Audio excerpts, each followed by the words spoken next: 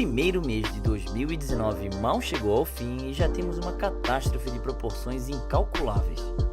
O rompimento da barragem de Brumadinho tirou centenas de vidas humanas e comprometeu o meio ambiente de maneira irreparável.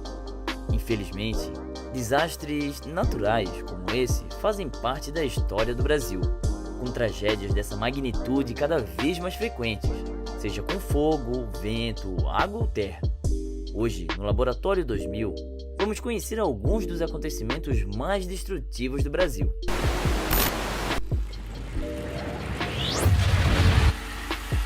Em 1963, foi a vez do Paraná virar o inferno.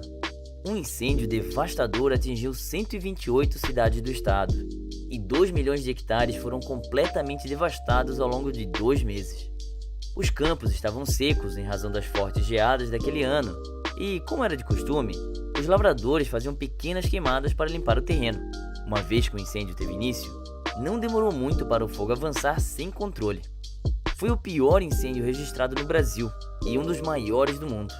Em um relatório elaborado pelo governo do estado, o cenário foi descrito, na época, por um sobrevivente. O demônio reinou por aqui e trouxe todo o fogo do inferno com ele. Outros incêndios marcantes da nossa história incluem o edifício Joelma, em 1974, a Boate Kiss, em 2013, e o Museu Nacional, em 2018. Mas foi a partir de 1998 que o Brasil aprendeu a difícil lição de que não é exceção para o resto do mundo no que se refere a incêndios florestais. Com essas palavras, começava o relatório oficial do IBAMA sobre o grande incêndio de Roraima, que consumiu mais de 1/4 do estado naquele ano, principalmente por causa da derrubada de florestas da região. Em outubro de 2017, o Parque Nacional da Chapada dos Veadeiros, em Goiás, sofreu o maior incêndio da sua história, queimando cerca de 25% da área total da reserva, o equivalente à metade da cidade do Rio de Janeiro. Caso tivesse ocorrido antes da última ampliação do parque, em junho do mesmo ano, um incêndio, que durou 15 dias, teria destruído entre 80% e 90% da vegetação. Vale lembrar que a Chapada tem uma das maiores biodiversidades do mundo.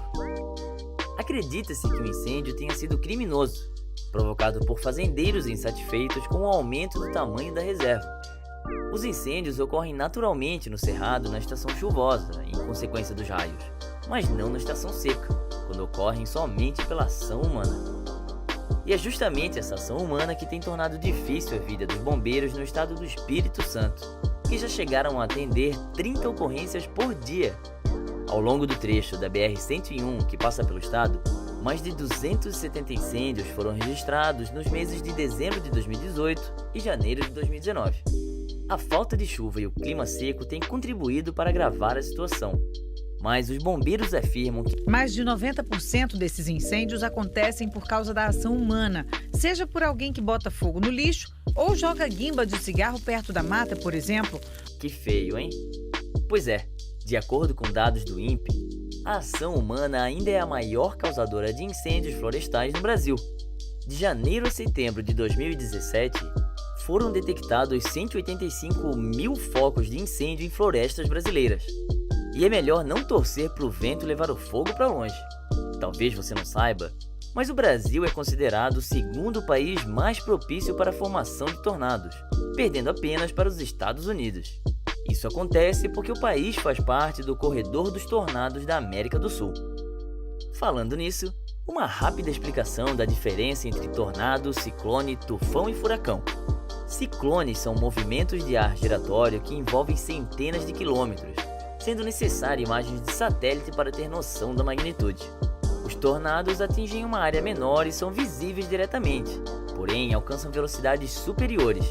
O grau de destruição é até maior que o do ciclone.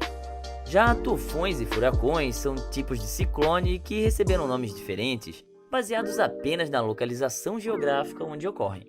Mas voltando ao Brasil, o caso mais famoso aconteceu em 30 de setembro de 1991, na cidade de Itu, em São Paulo, quando um tornado atingiu uma intensidade 4 na escala Fujita, que vai até 5. Ônibus foram arremessados, mais de 2.000 casas foram destruídas e a cidade ficou devastada. Esse foi o maior e pior tornado da história do Brasil.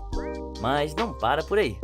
Em 2005, na cidade de Indaiatuba, São Paulo, tivemos o primeiro tornado com multivórtices a ser registrado no hemisfério sul e o primeiro violento do Brasil a ser registrado através de imagens.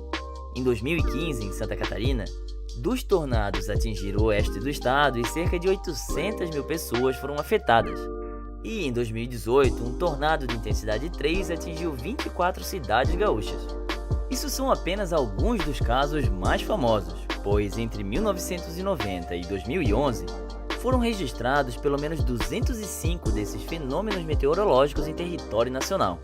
Esse aumento de número de tornados no Brasil se deve, principalmente, ao crescimento populacional. Com a urbanização do Brasil, muitas famílias deixaram as áreas rurais e foram morar nas cidades, iniciando um processo de grandes ocupações diárias. Ao longo do tempo, o despreparo e falta de planejamento urbano no Brasil permitiu que esse fenômeno social gerasse problemas de grandes proporções. Nas últimas décadas, foi alarmante as inúmeras tragédias relacionadas com desastres naturais. E, por mais intenso que sejam os fenômenos, a falta e as más condições da infraestrutura no país tornam ainda piores os problemas a serem enfrentados. Praticamente todas as regiões do Brasil já sofreram com inundações. Popularmente usa-se o termo enchentes, mas há uma linha tênue que diferencia enchente de inundação. Na primeira, o nível da água aumenta, porém sem que isso gere o transbordamento. Quando isso ocorre, estamos lidando com uma inundação. Todo rio ou corpo d'água tem uma área em volta que costuma inundar em determinadas épocas do ano. Portanto, essas inundações, também chamadas de enchentes, são muito comuns. O problema é que, com o crescimento desorganizado das cidades, que não respeitam esse limite natural de transbordamento, esse fenômeno natural pode causar transtornos e destruir muitas vidas, como na enchente de Porto Alegre em 1941, no Rio de Janeiro em 1966, ou em Santa Catarina em 2008, quando cerca de 60 cidades e mais de 1,5 milhão de pessoas foram atingidas.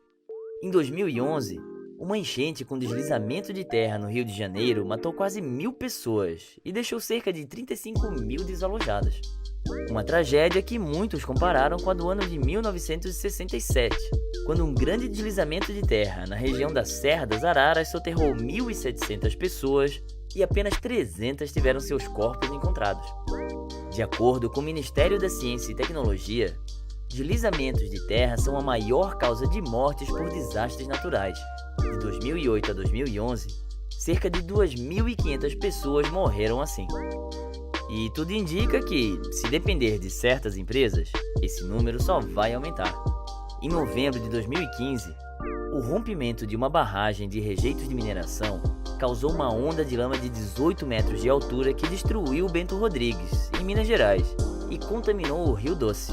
Apenas um mês depois, foram retiradas 11 toneladas de peixes mortos. Uma barragem ou represa é uma barreira artificial construída para a retenção de água em grandes reservatórios, normalmente para abastecer zonas residenciais, industriais e para a produção de energia elétrica. No caso da barragem de Fundão, ela acomodava rejeitos provenientes da extração do minério de ferro, retirado de minas da região. Esse foi o maior desastre ambiental do Brasil.